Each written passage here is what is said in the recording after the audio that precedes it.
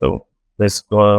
এরপরে যেমন আমরা আরো কিছু ঘটনা দেখি, যেমন মার্চের দিকে, মার্চের শুরুতেই আসিয়ার যে ঘটনাটা, সেটা যেমন বেশ নাড়া দিয়ে গেছিল বাংলাদেশকে।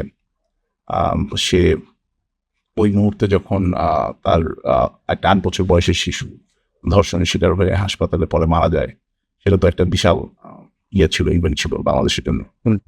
হ্যাঁ, ওইটা নিয়ে তো যেমন আমরা দেখতেছি যে সোশ্যাল মিডিয়া বেশ ইয়ে ছিল, আম, যে মানুষ তার জন্য অনেক এক হয়ে একটা আম, এটার দর্শনের প্রতিবাদ জানানোর ব্যাপার বা বিচারের জায়গাটা থেকে সবাই একটা অনেক আওয়াজ তুলতেছিল।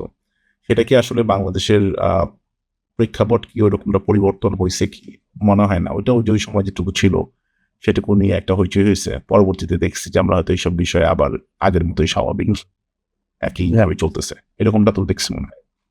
হ্যাঁ, এরকম তো দেখেছি। তো এই ধর্ষণের হিস্টোরিটাও একটু প্রুভ করে যে বাংলাদেশে আইন শৃঙ্খলার পরিস্থিতি কোনো উন্নতি হয়নি। ইভেন এরপর সাবসিকুয়েন্টলি মেজর কয়েকটা রেপ কেসের কেস, এরকম কেস এসেছিল। So that was very disappointing. মার্চে যেমন আরেকটা ঘটনা দেখি আমরা, ওইটা নিয়ে হয়তো তোমার কিছুটা মন্তব্য শুনি যে জাতিসংঘের মহাসচিব আন্তোনিও গুতেরেস উনি কক্সবাজারে উখিয়া রোহিঙ্গা শরণার্থী শিবির পরিদর্শন করে। উনি সেখানে যেমন প্রায় 1 লাখ রোহিঙ্গাদের সাথে ইফতার করেন এবং হচ্ছে ওনারা আরো সাহায্য সহযোগিতা বাড়াবেন বলে হচ্ছে এই ধরনের কিছু কথা বলছিলেন। তো ওইখানে যেমন ওনার একটা ছবি খুব ভাইরাল হয়েছিল, উনি টুপি পরেছিলেন। টুপি পরে হচ্ছে ডক্টর ইউনূসের সাথে ইফতারি অনুষ্ঠানে গেছিলেন বা রোহিঙ্গাদের ওইখানে গেছিলেন।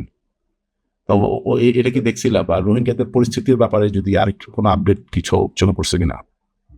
এটা অ্যাকচুয়ালি মানে আমরা আসলে মানে we took this for granted, but in the behind the picture যেটা হচ্ছিল যে অনেক USAID তারপরে WFP এর অনেক ফান্ড কাট হয়েছে এই বছর। তো বাংলাদেশের যে এস্টিমেট আছে সেই এস্টিমেটের অনুযায়ী প্রত্যেকটা রোহিঙ্গা ফ্যামিলির জন্য $12.50, সো $12.5 রেশনের ব্যবস্থা করা আছে। তো এটা কিন্তু মাসিক, ইটস নট ডেইলি। আবার অনেকে মনে করতে পারে যে ডেইলি আমরা নিজেরাই তো $12.50 ইয়ে পাই না। বাট সেটা ফান্ড কাট করে $6 নামানো হয়েছে।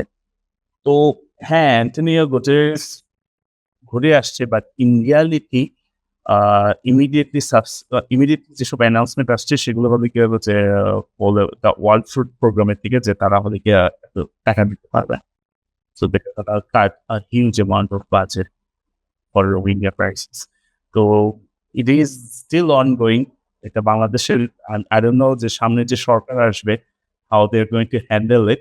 But এই throughout this year, although মানে এটা একটা মার্চের ইভেন্ট নিয়ে আমরা কথা বলতেছি, it's still happening right now. It's a crisis.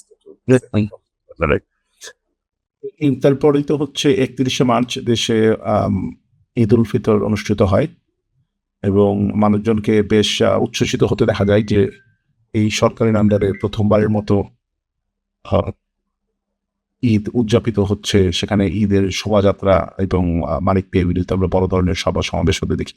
হ্যাঁ, it's the first Eid since the new Bangladesh was from, so unexpected show, I mean, and people actually everyone সব মানুষই actively participate করেছিল।